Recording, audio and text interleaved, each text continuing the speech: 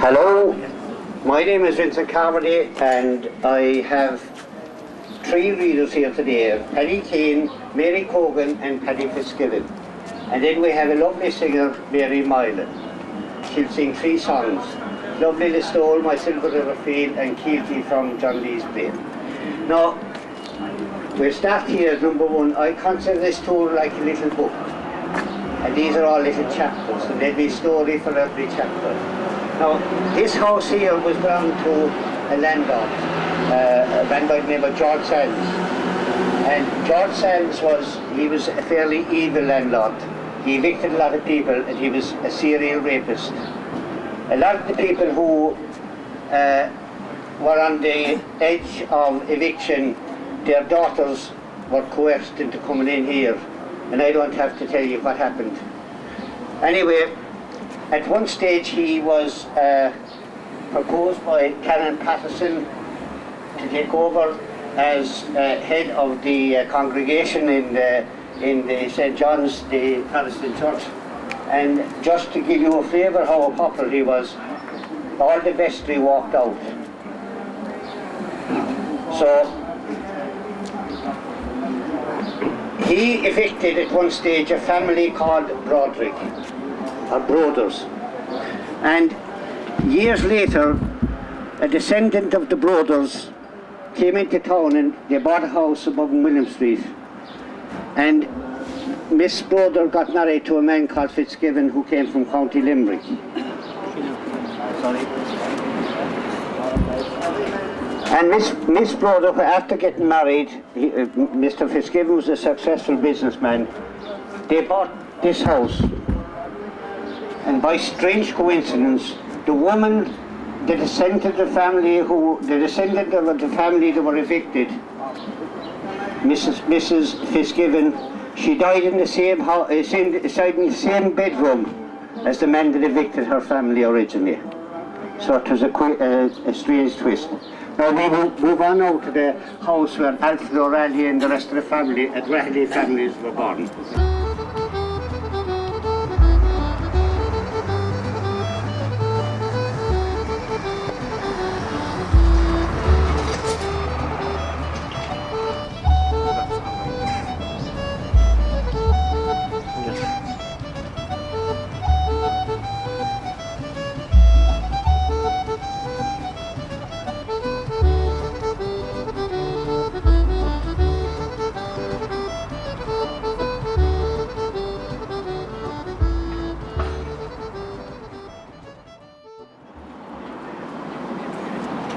On a little point of history, there about 2 weeks ago, this gentleman here on my left, John Lynch, who is a noted, he has documented life in Listowel over the last 30, 40 years.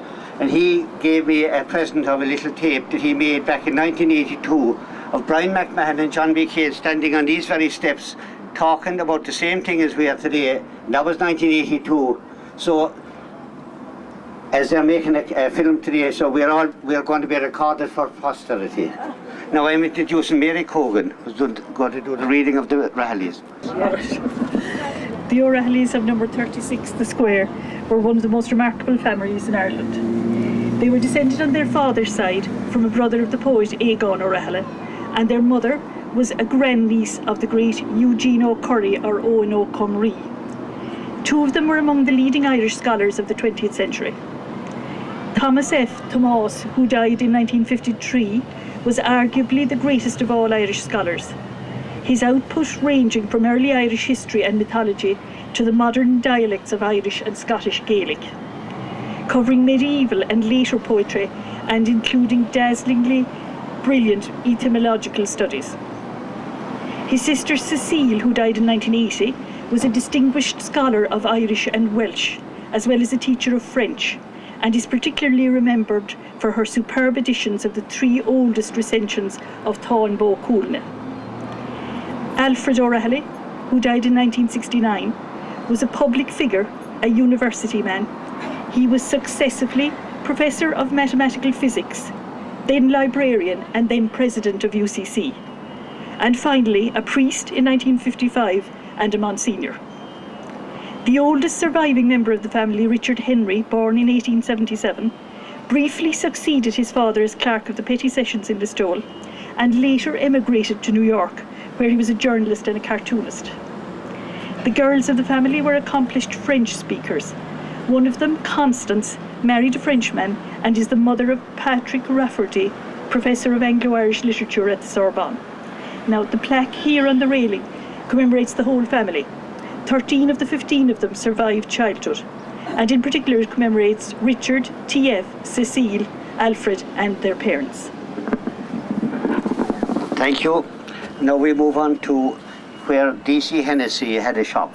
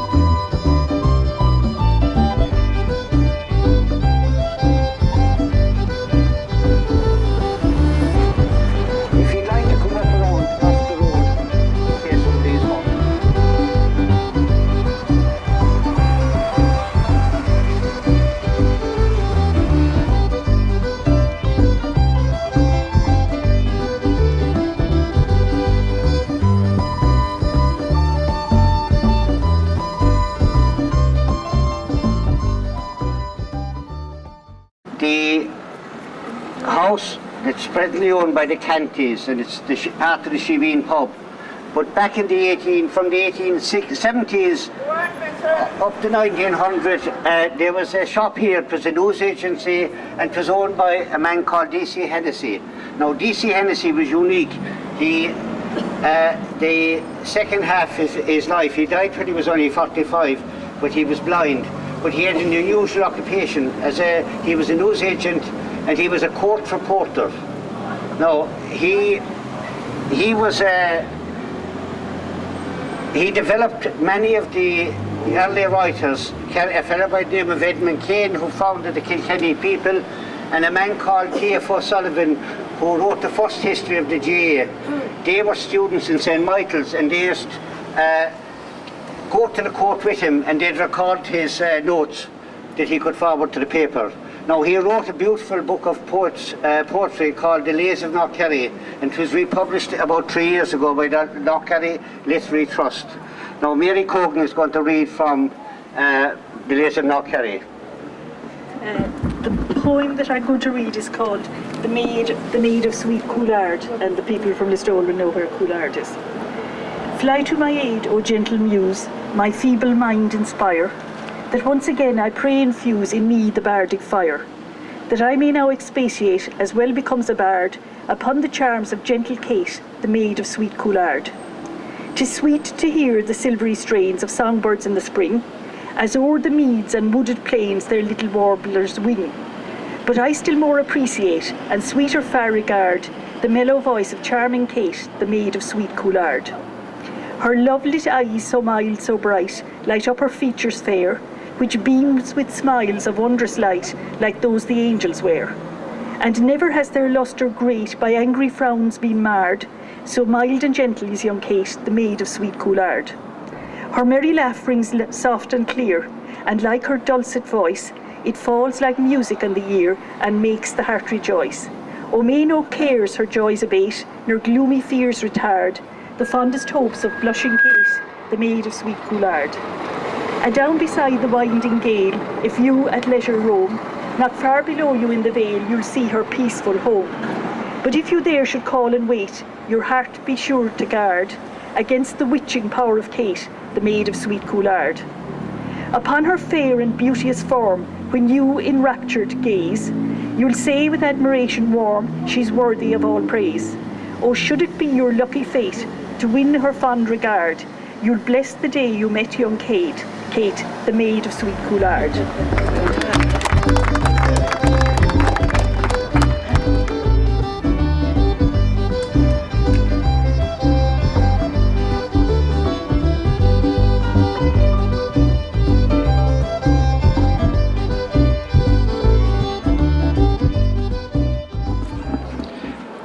I'd like to introduce Paddy Fitzgibbon, retired solicitor and a very good poet. Thank you, Vincent. I want to read a short piece, and the reason I've chosen this is it starts off by describing an incident that happened in this very spot about 55 years ago. And the piece is called The Strange Times of Father Collier and Mordecai Ham.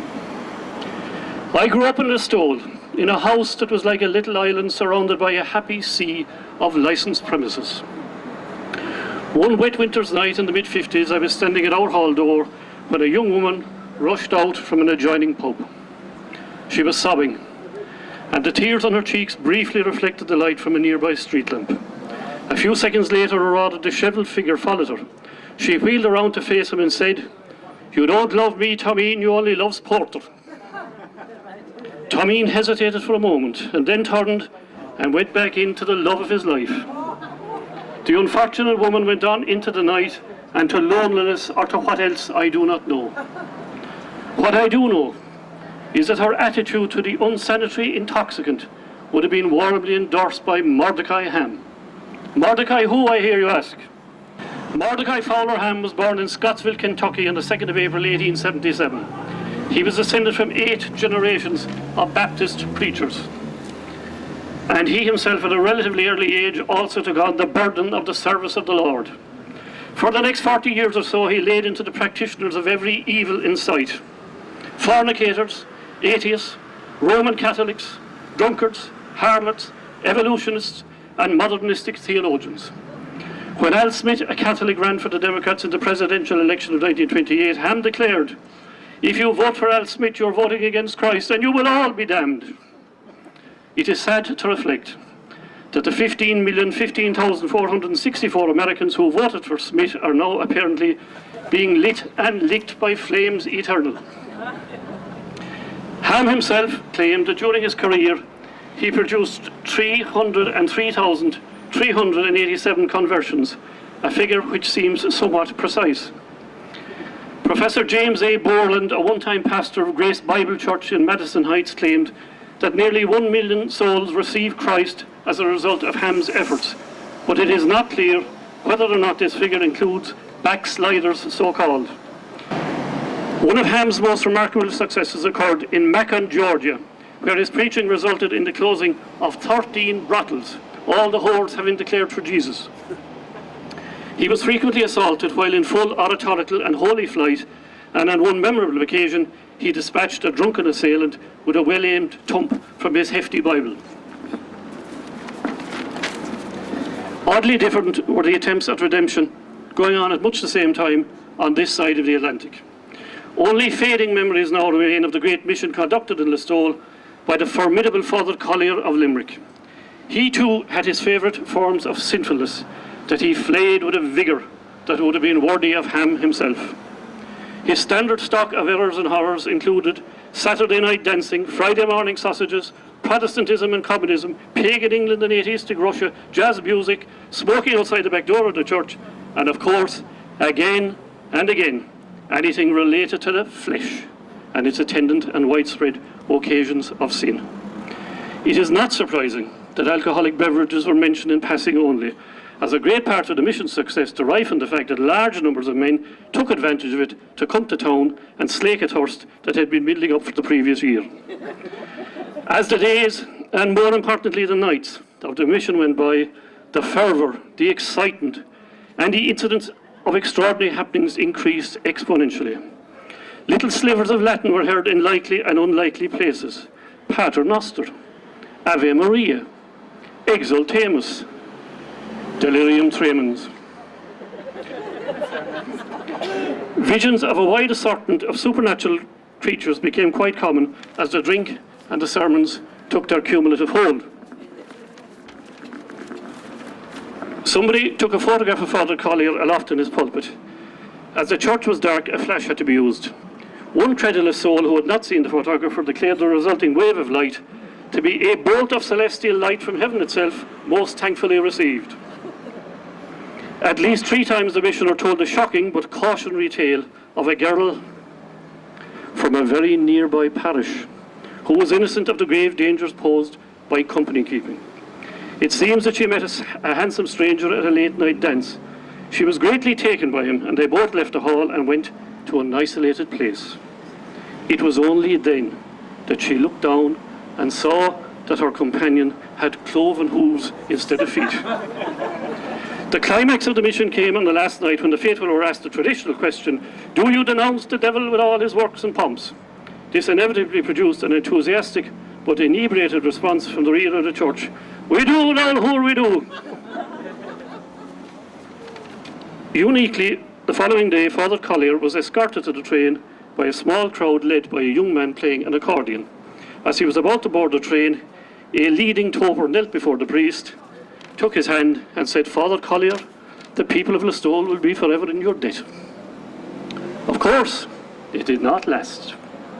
The town soon returned to its innocent and sinful ways, but not before a curious incident occurred.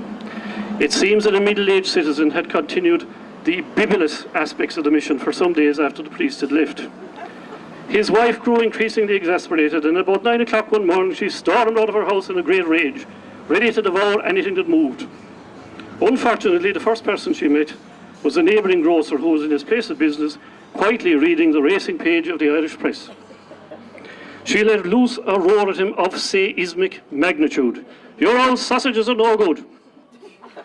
The grocer yawned, and then, perhaps thinking of the events of the previous week, replied, "They have one advantage, ma'am. You can eat them of a Friday." We move on now to Market Street, and there's a reading from Brian McMahon's.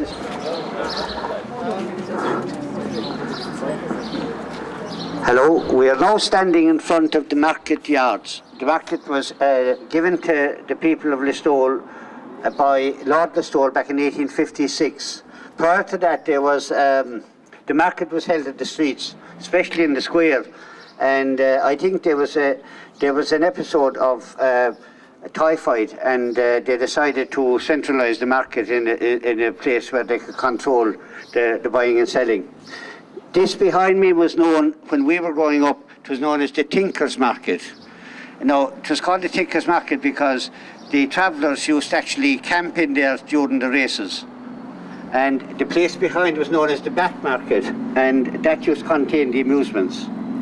Now I'll hand you over to Paddy Fitzgibbon, to Paddy Kane, to do a reading from the Storyman. Now Brian McMahon's grandfather was the weighmaster here in the market. So he had, from a young age, Brian used to be in the market quite a lot, helping his grandfather. Paddy Kane.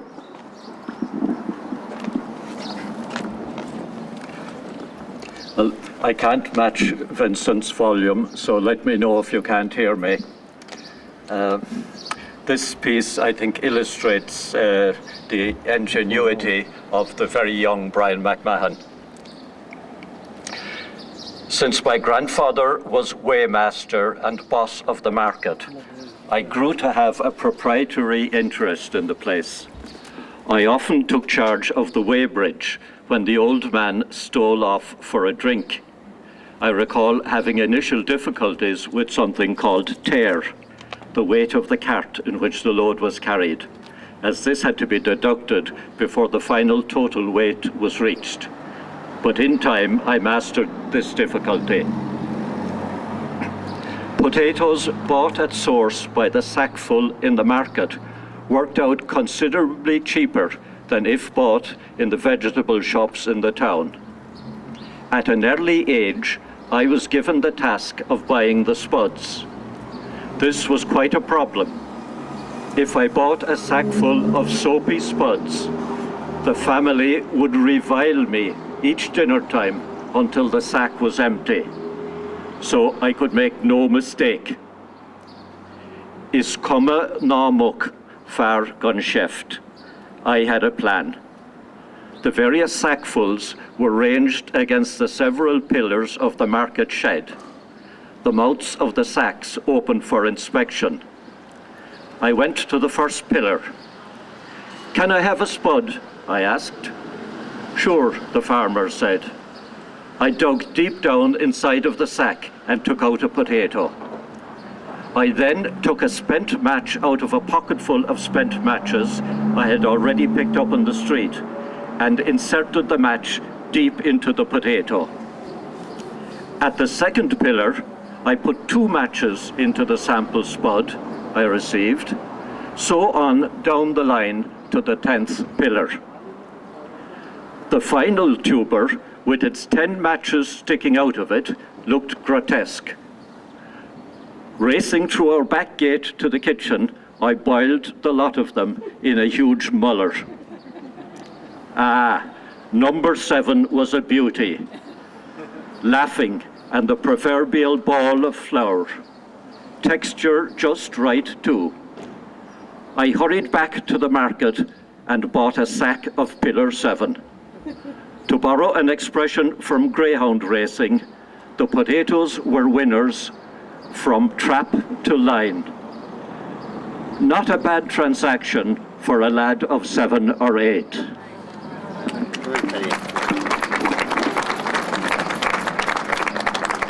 We now continue our walk and we go back as far as Convent Street. Now, we'll do a reading there outside the home of Jack Ash. And I'll also point out the present house that was an old thatched house, and the grandfather and grandmother of Mary Pickford, the famous movie star, were born there.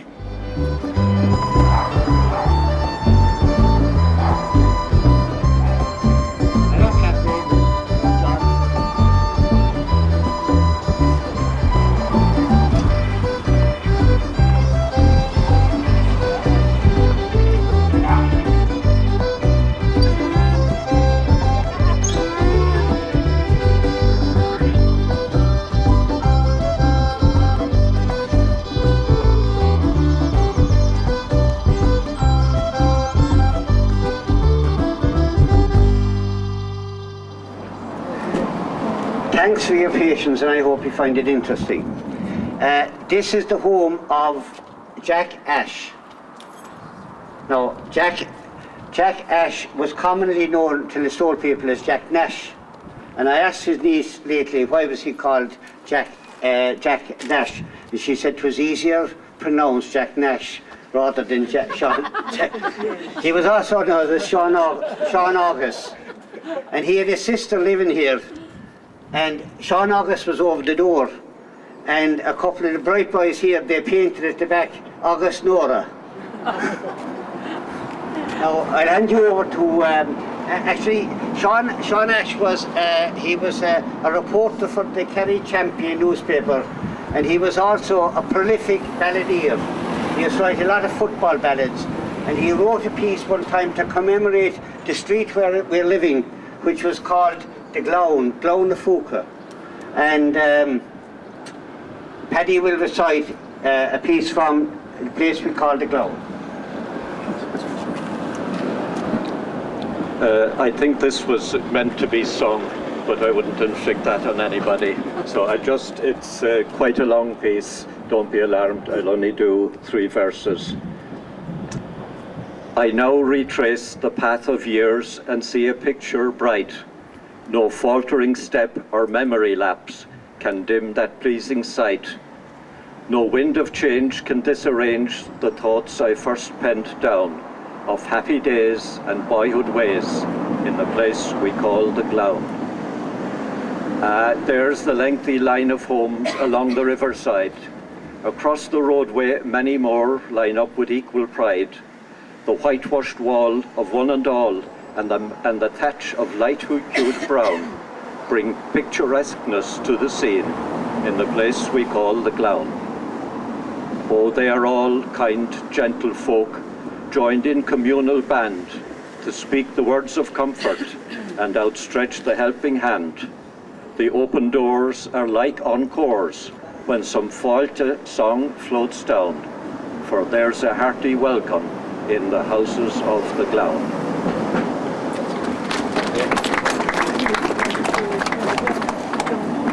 We will now move back to the car park overlooking the river and racecourse, and Mary Moylan will sing from My Silver River Field by Brian McNairn.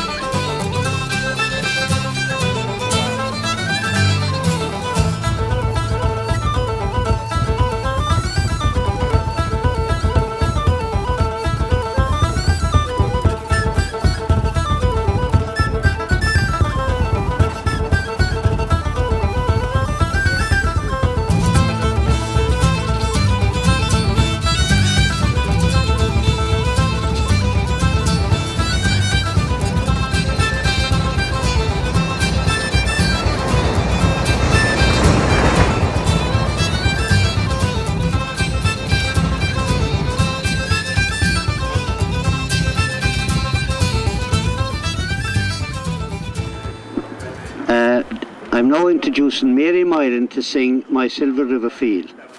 Thanks, Vincent. My heart tonight is lonely for my sireland, though many miles of ocean lie between. My heart tonight is home again in Ireland, with many a smiling buccal and colleen.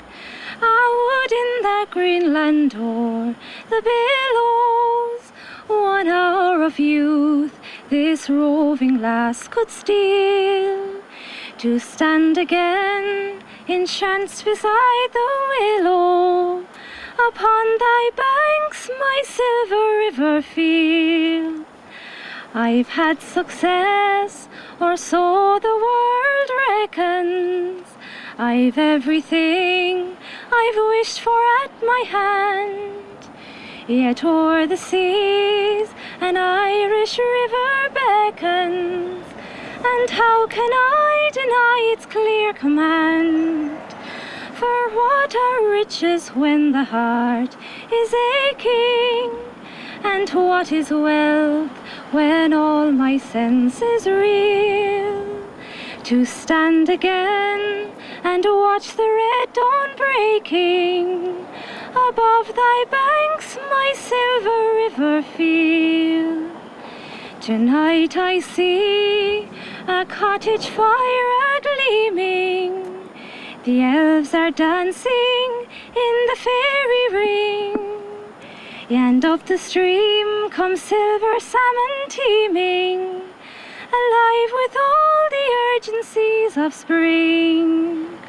And when the good Lord thinks it's time for homing, perhaps he'll let my weary spirit still, to linger for a moment in the gloaming upon thy banks, my silver river field. Thank you, Mary.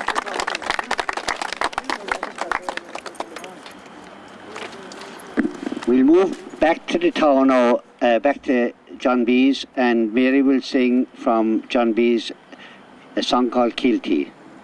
And passing by, we'll make one stop, and I just want to point out the house where Mary Pickford's grandfather and grandmother lived. Okay, thank you.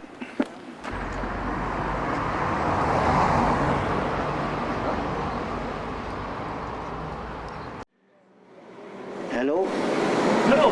This house was originally a small thatched cottage, and it was owned by the Hennessy's. And across the road there was a thatched cottage owned by the Pickfords.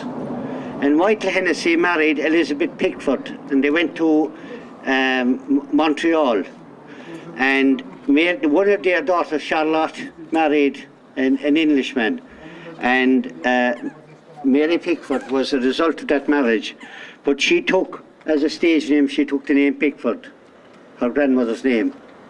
So Mary Pickford came back to Listowel back in the 1930s, and she would have been the biggest star of the movies back in the from up to 1920, and she founded United Artists with Charlie Chaplin. She was so big, she was such a big star, but she came back to Listowel to find out about her relatives, and she arrived down to the church. She came back up here, and there was a brother and sister here, and the sister was very quiet.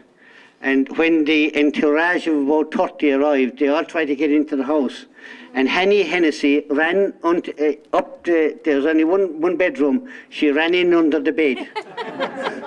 She never met her famous cousin. So that's a story of Mary Pickford. All right.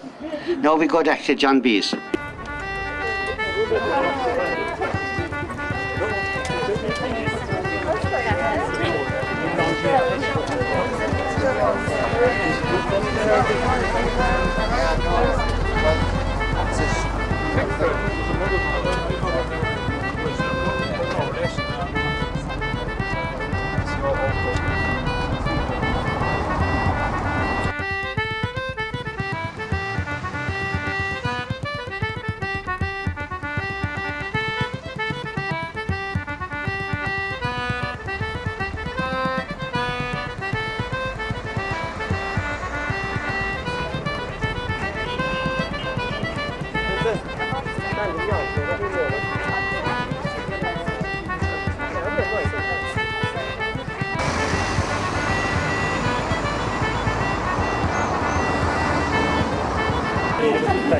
I don't think the present location doesn't need any introduction by me anyway.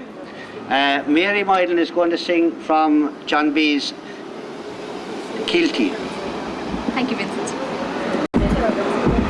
Oh, my love, my lost one, soon the roses must die, and soon the wild lark will fly far down the sky. Oh, my love, my lost one, do not leave me to die, for the strength and love of you down here in Kilty. I'll be waiting for you where the cockerel cries, down here in Kilty, where the heart in me sighs.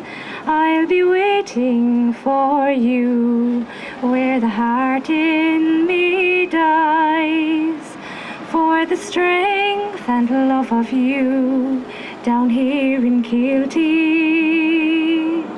I'll be waiting for you where the small waters flow, down here in Kilty, where the white thorns grow.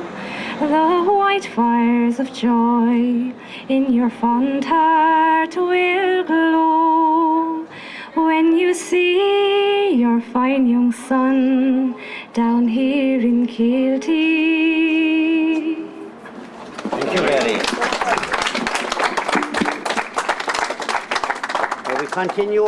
We continue about 50 yards up the street, and we'll stand outside, which is now Peggy Boston's, and which was the house of the printer in Listowel, a very important person called Bob Corpenson and his father.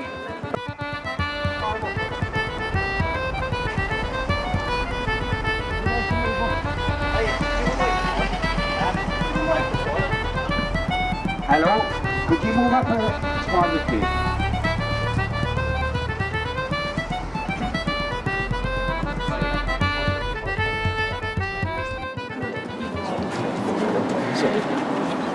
As I said, this was the home of the Corpensons. Now, the Corpensons came originally from a place called Saltcoats in Ayrshire, a man by the name of Robert Irvine Corpenson, and he was married to a woman called Ellen Mackison. Now, they first came to Limerick, and they had a job with a print firm in Limerick, and he saw the need for a printer in Listowel, as there was no printing business from Listowel, between Listowel and Tralee. So he came to Listowel in the 1870s, and by strange coincidence, his first office, which he rented a room from grandfather of Seamus Wilmot's in Church Street, and that was the first their print shop. But they were there only for a short few years until they came down here. Now, the Corpinsons were here from 1884 until 1960, saw the demise of the Corpinson family with the death of Bob. Bob was the last. Bob was a very, very genial character, and he was a very, very good friend of Brian McMahon's. Now, Bob was a happy alcoholic. He used to drink an awful lot. He never insulted anyone, but he was his own worst enemy. What he used to do was, Brian McMahon used to write ballads, and Bob Corpinson used to have the offcuts from bits of paper, and he'd print the ballads on the bits of paper, and they were known as penny ballads. Now, Bob, unfortunately, he became very destitute, and over the last number of years he started selling off a lot of bits of furniture, and he even sold a fireplace. And he died actually in 1960, and unfortunately a table was the only piece of furniture in the house. He died on the table. But he got a royal funeral, and it was the first time most of us as young fellas in Listowel, we were advised by Brian McMahon, go down to Bob Corpinson's funeral and he won't have tails coming out of the church. Because at that time they said he would have either a tail or horns coming out of the Protestant church. So anyway, but another a small story, the Corpinsons, they rented the premises from a Miss Enright who lived down the street, and her father before her. And when I was doing some research for the Corpinson family in America some years ago, I inquired of Peggy Brosnan, who owns it now, and I said, Peggy, who did you buy the business off of? Was it the church or who? And she said, no, we bought it off Miss Enright. And that was the first time I knew that Bob had, his family had it rented off the Enrights. And she said, and Bob hadn't paid rent for 50 years. So, Paddy Lowe will sing, or he'll recite a lovely piece that Brian McMahon wrote for Bob Corpinson, and it's called The Printers on the Tack. Now, the tack is going on the dry, so you'll understand.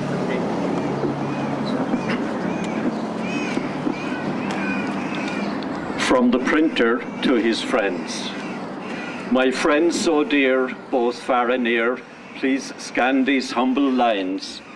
They bear you word of Kerry cheer from one who knew hard times. Ne'er a foe had I to fight, except myself, alack. But flash the news, I've seen the light, the printers on the tack.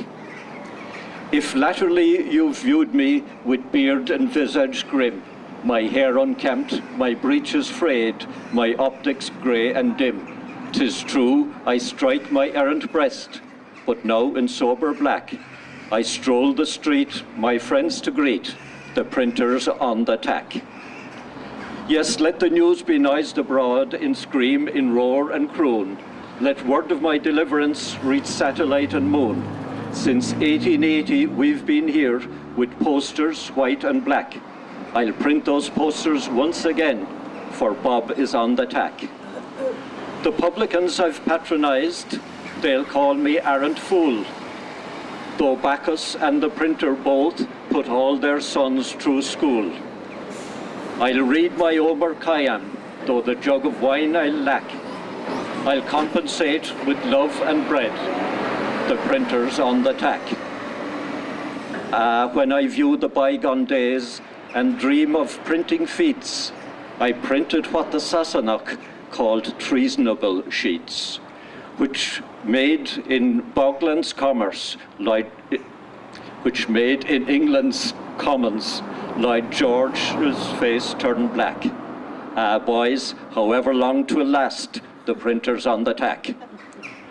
But here I am, an orphan boy of sturdy Scottish stock, who spoke the Highland Gaelic too by Butas Island Loch. My ballads, they are land renowned. I've weathered many a crack.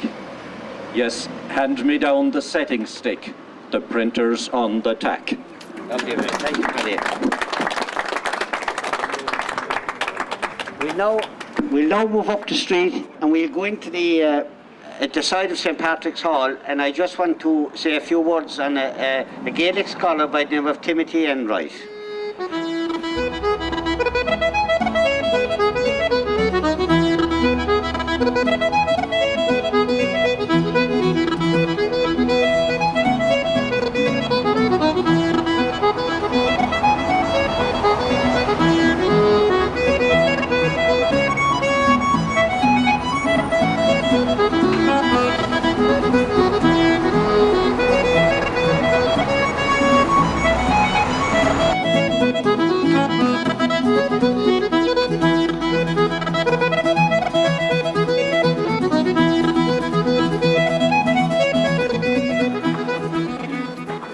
A man called Timothy Enright was born here in a small house, a two-roomed house, to Jack and Elizabeth Enright on the 7th of February 1926. His uncle Daniel Enright was executed by the Free State forces at Drumbo in County Donegal in March 1923. This action made an indelible impression on his young mind and Timothy Enright's young mind. Staunchly a Republican from his youth, he immersed himself in the works of James Connolly. While attending St. Michael's, he introduced Connolly's ideals to his fellow students. The teachers disapproved, especially the president. He was offered to give a pledge of renunciation or immediate expulsion, and he took expulsion. He took up various jobs after that, and he cut turf in a lot of bogs, and he went working with some farmers back in West Kerry. He always had a love affair of West Kerry because his mother was from Dingle as well.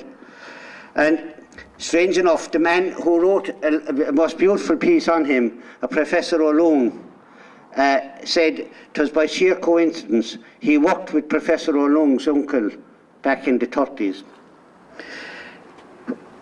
Without a leaving cert, he completed matriculation. He got into Trinity College. He graduated with a degree in Celtic Studies.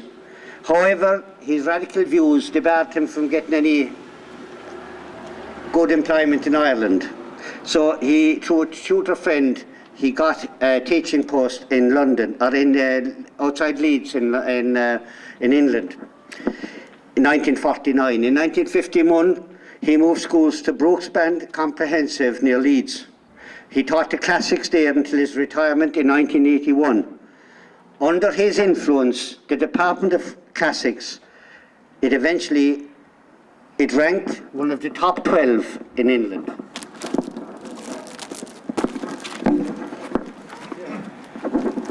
He was also a brilliant classical scholar familiar with literature and culture of the early Mediterranean world.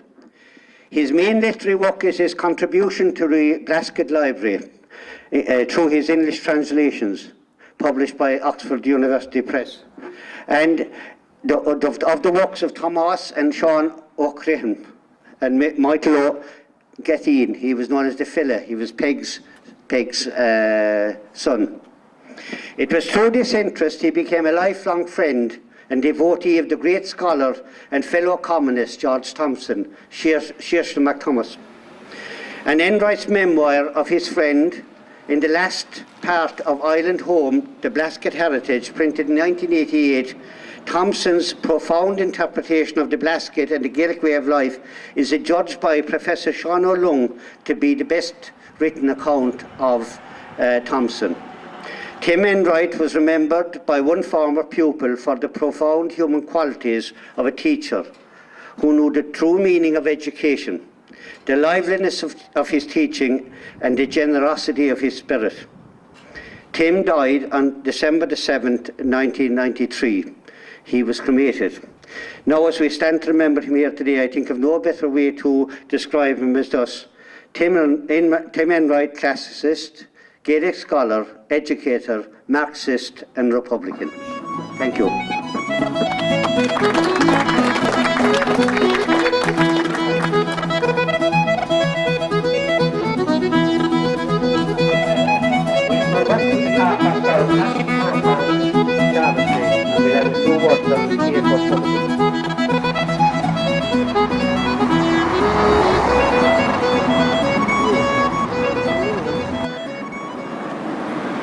This was the home of the O'Sullivan family. One of the O'Sullivans, a man by the name of Thomas F., lived here. Thomas F., he was a local representative of the Kerrymen and the Freeman's Journal in 1907.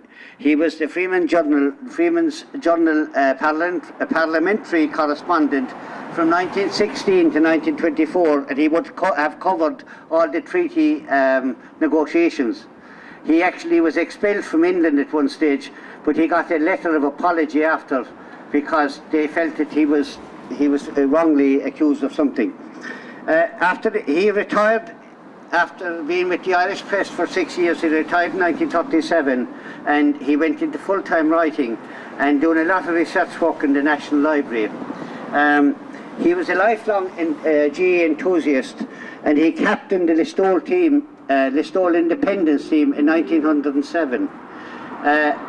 He was famous as a GAA official, and some of the rules that he framed were only actually cut from the rule book of the GAA in the last 20 years.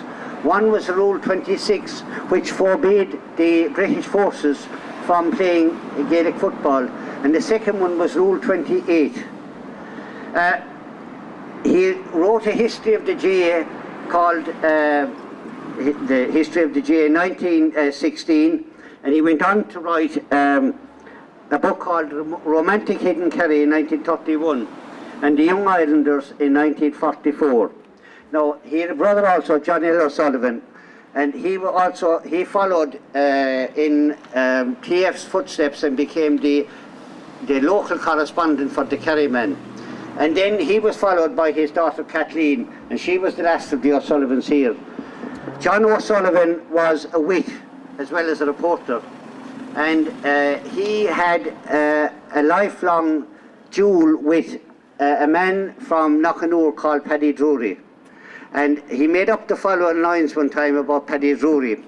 He said Paddy Drury was from Knockanore, and he was a bit of a poet, but he made up these lines. He wanted to catch Paddy Drury, and he walked in one day to the pub and he saw Paddy Drury, and he said, "In Knockanore, both men and poor, a church without a steeple, bitches and whores looking over half doors, criticising decent people."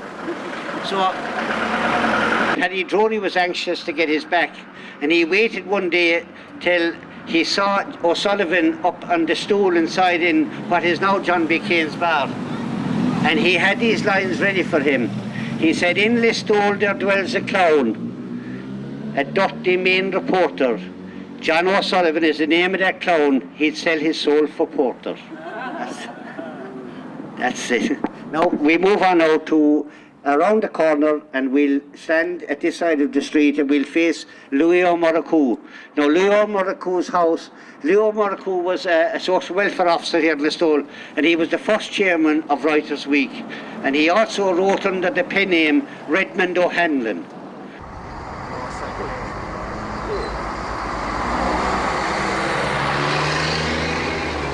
Yeah. This, Mary Cogan now is going to read a piece by Louis Murphy, Redmond O'Hanlon, the pen name of Louis Murphy, called Kerryman Unbuttoned. There is a gay inconsequence about your Kerryman's talk. Out. Rebellion at times, he's impatient of the restraints of a pseudo-culture that would seek to shackle his ready tongue. Conscious of the inadequacies of English, he rifles the rich store of our own tongue to add colour and imagery to his talk. Someone is classified as a mean buckcock, and we have him in focus at once. He will refer with feeling to the shortcomings of the Cob Oak, and we share his impatience with the Bosthoon.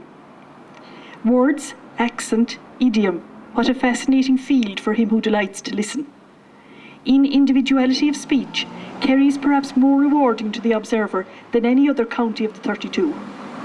Listen to the salty arguments of dealing men in marts and market, to the caustic asides of crusty owl lads drowsing over pints in deep cavernous pubs, to the helpers on the farm paying the core, that is when the metal was a feature of rural life, to passionate vociferations of those followers of the green and gold, as their heroes rise with elan to tear balls out of the skies in Croke Park.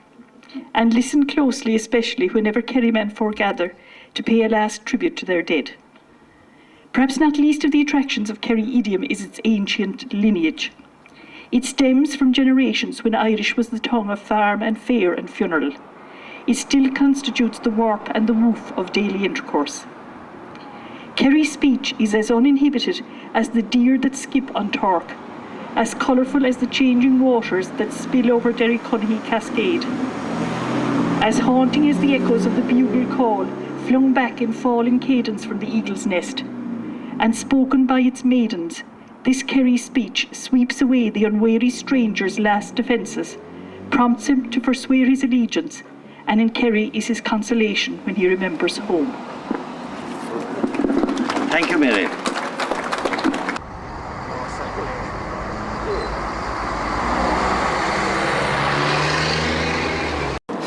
Hello. This house that is behind us belonged to Broderick's. There was John Broderick had two daughters. One of them got married to Captain Shanahan, Tom Shanahan, and the other got married to a guard called Gohan. Now, Tony Gohan was born in this house here. Captain Shanahan had a garage here, and he also had a bar. And he, at one stage back in the 40s, he decided to put a lot of money, invest a lot of money in the bar. And he imported terrazza, and he put terrazza everywhere. He had terrazza on the floors, he had terrazza seats, he had terrazza counter. And the final flourish was going to be the name over the door. And he got a noted painter here in Listowel called Francie Chute to put up the name. Now, Francie was working all day one Saturday putting up the name, and two local people from Ballygillow came down on their way down to town to have a drink. And one of them said to Francie Chute, "Francie, what's the name?" He said he'll see it coming up. So they came up anyway, Mogalore, around 11 o'clock, and they were looking up cockeyed at the name of the door. And the name of the door was the Rendezvous. And neither of them knew what it was. And one of them said, "Aha, I'd say you don't know the meaning of that word." And the other fellow said, "I do. That's the French for Shanahan."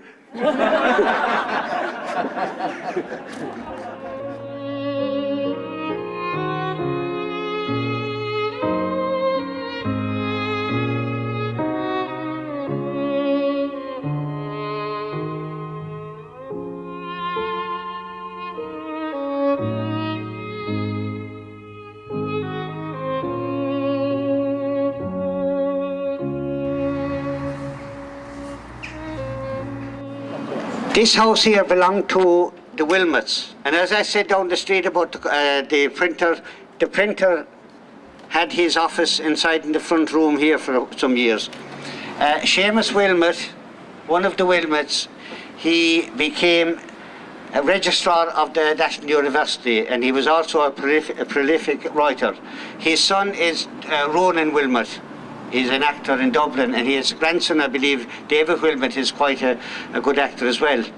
Now, across the road, that greenhouse across the road, Joseph O'Connor's family came back from England, and they lived there for some years before he moved on to Dingle, and he became a chief inspector with the Department of Education, and he wrote the book Hostage to Fortune.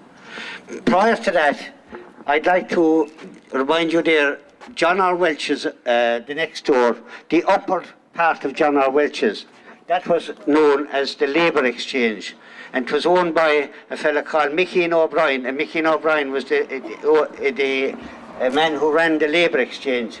Now, one of the people that used to go into the labour exchange on the dole was a man called, he was a good writer, he was called the Salmon Roach, Jimmy Roach.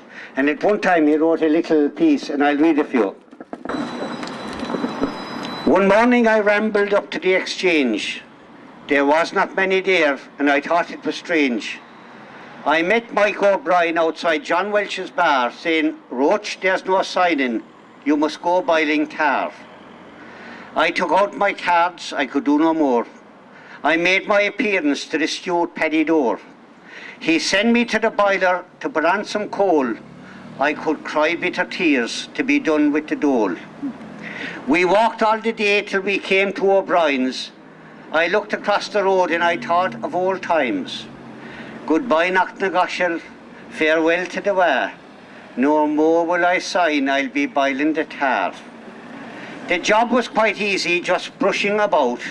The gayest man there was Jack Reedy, the scout. Next came Billy Hennessy with his old ass and car. He looked like a jackdaw from John drawn the tar. Paddy Allen came home and he's scratching his head. Bad luck to the council, I wish I was dead. I'll work there no more, should I die with the mange, and I'll stick to O'Brien at the Labour Exchange. Now, Paddy will read from the two pieces, Splendid Pretence and Hostage to Fortune.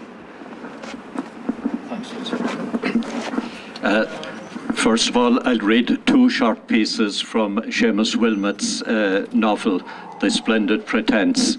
You'll notice the names, the place names mentioned in this sound very similar to Listowel place names, and that isn't coincidence. Jim lighted his pipe and looked out over the plain from his seat on the crest of Ballygalloch Hill. That plain contained his world, Listowel, his mother's home there on the outskirts, the river, the woods that marched along its banks like dark battalions, St. Bennan's, where he taught, and that bookshop in the main street, owned by the kindly philosopher with whom he spent many hours in pleasant discussion. Simple places, simple things. He wanted nothing more. And another sentence or two from that later on. He looked out over the plain. The river was like a bright silk ribbon that had slipped off a child's hair. The whitethorn hedges resembled broken crests of waves. Away on the horizon, a wood stood dark like a regiment in square formation. He relighted his pipe and moved down the hill. No matter what anyone said, he was for Listowel.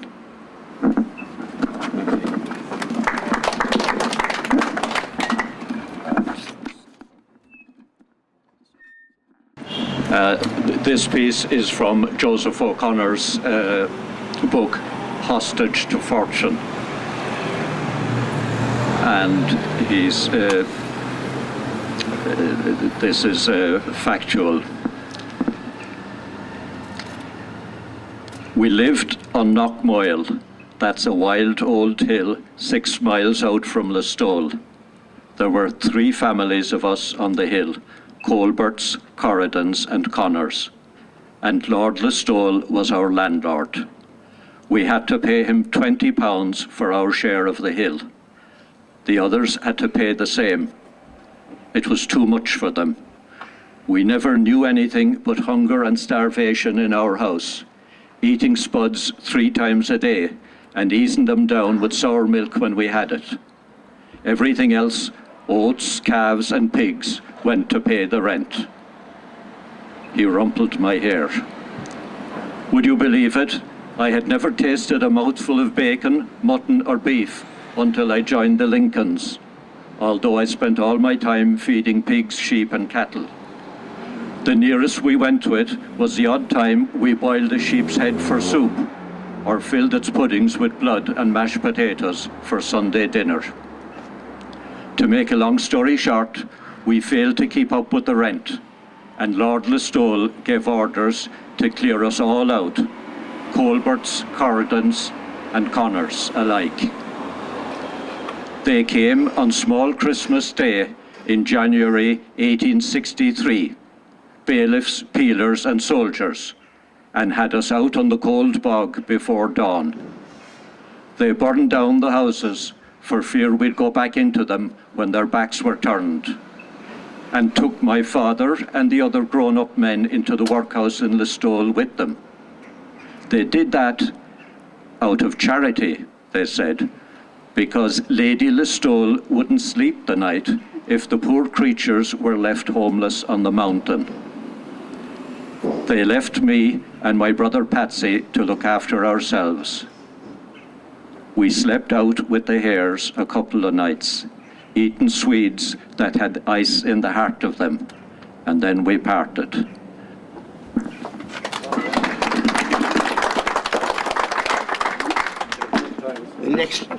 Our next stop now is outside the Garda Barracks, and we'll recall the Listowel Mutiny.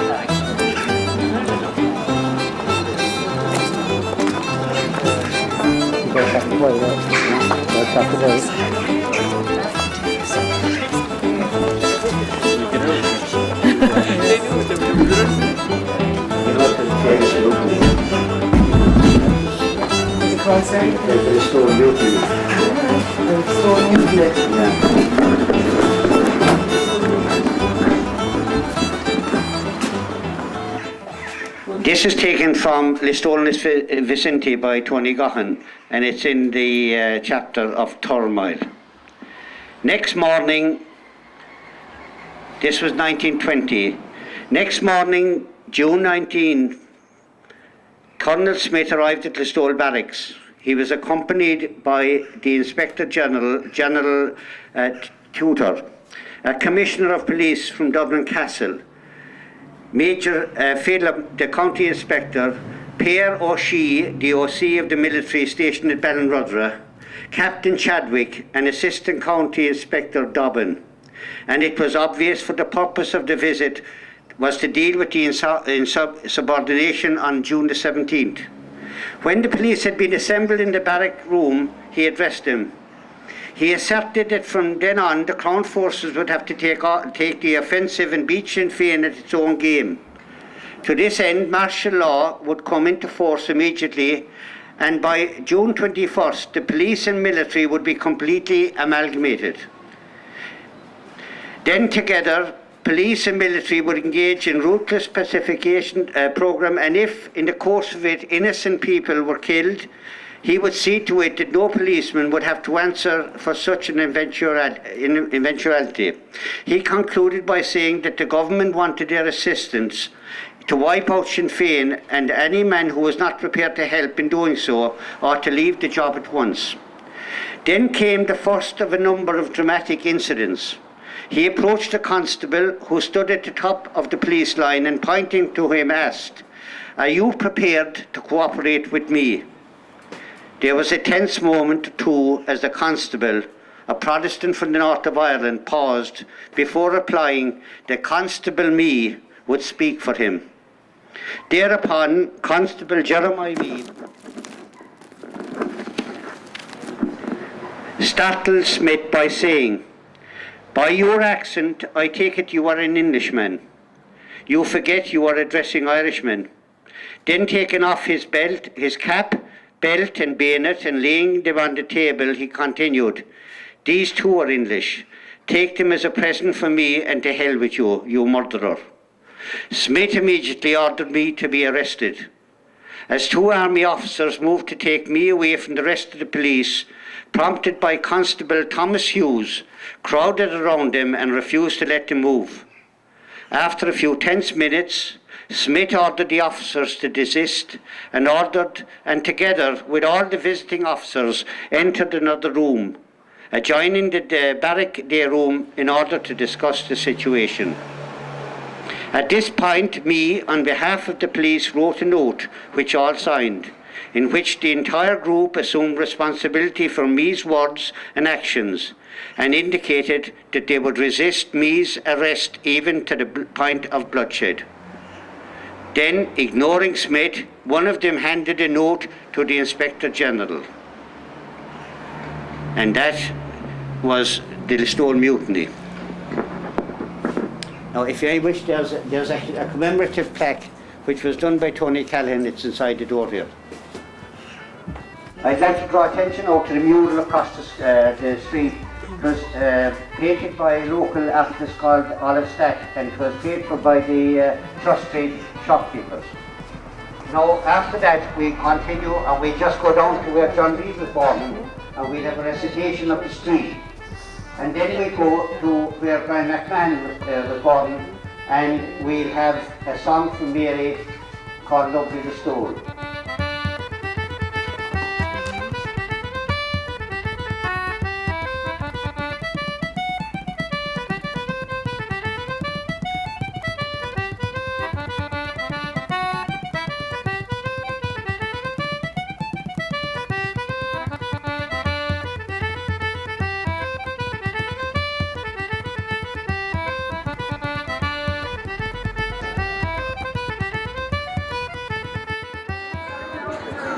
First, I'd like to draw your attention to the mural over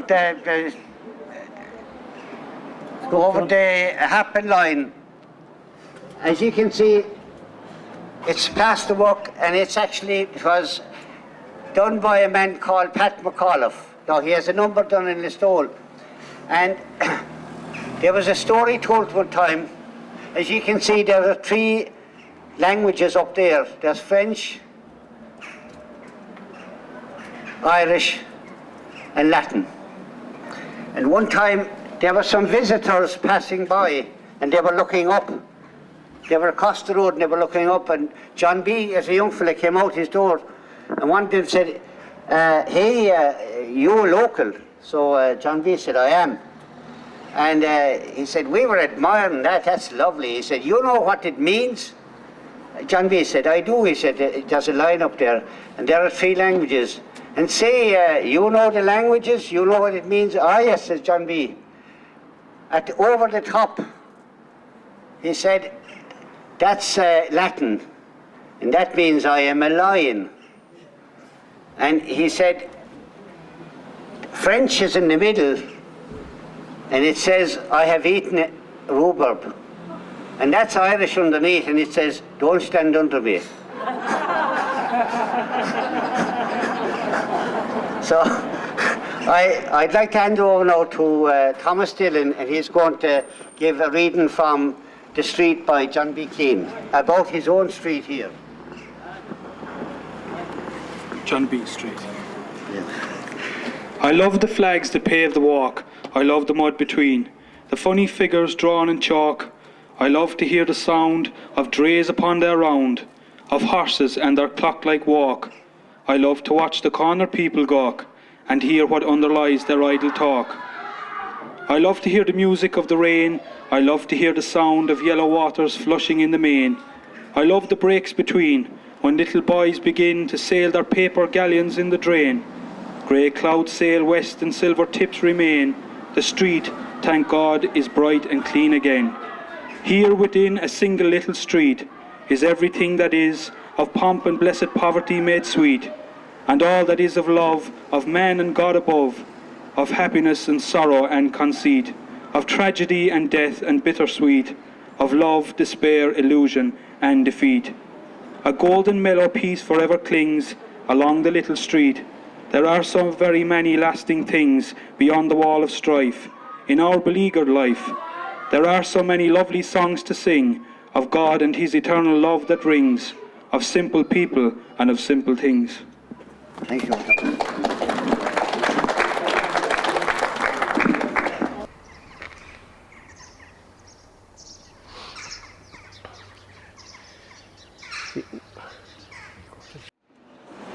Now Mary Moylan will sing what is probably the Listowel anthem, Lovely Listowel. And if anyone wants to join in the chorus, they can join in. Please do. Ah, Carmody! Oh! This is a close call, Cockle winning. Oh, Puck may be famous and Galway be grand, and the praise of Tremore goes down through the land. I'll sing you a ballad, a beauty extol, as I found it long ago in the town of Listowel. Tooraloo, tooralay, as I found it long ago in the town of Listowel. I've been to Bundoran, I've rambled to Bray, I've footed to Bantry with beautiful bay, but I'd barter their claims as I would upon my soul for a week of the races and lovely Listowel. Tooraloo, tooralay, for the week of the races and lovely Listowel. They came from Castle Island, they came from Tralee, and the fine Yukon gentlemen came from Fiji. We'd a Dutchman, a German, a Swede and a Pole. Sure 'twas more like Geneva than lovely Listowel. Tooraloo, tooralay, sure 'twas more like Geneva than lovely Listowel. My rhyming is over, God bless those who heard, so I'll take to the road and fly off like a bird. But before I depart, well, you all must pay toll.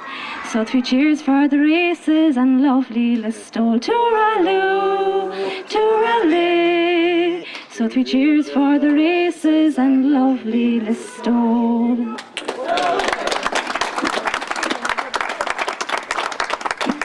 As we pass down this side here now, there's a bookshop about 5 doors down, and it was owned by Danny Flavin. And Seamus O'Phelan was a regular visitor, and he said it was the best stocked bookshop in Munster. And Brian McMahon, in something I asked him to write one time, he called it, Flavin's, he said, was a university of the people. So you'll see it on the way down here on the right. Thank you. Again, this is Flavin's, Danny Flavin. It is nice to remember them all. We've missed out some writers today, but hopefully next year we'll be able to draw down another few of them. Thank you very much indeed. Bye-bye. Thank you. By the way, I'd like to thank especially Charlie Nolan and John Lynch for doing the camera work. And I'm sure when our grandchildren are looking at this tape in about 50 years, they'd say, oh, that's my grandfather and that's my grandmother.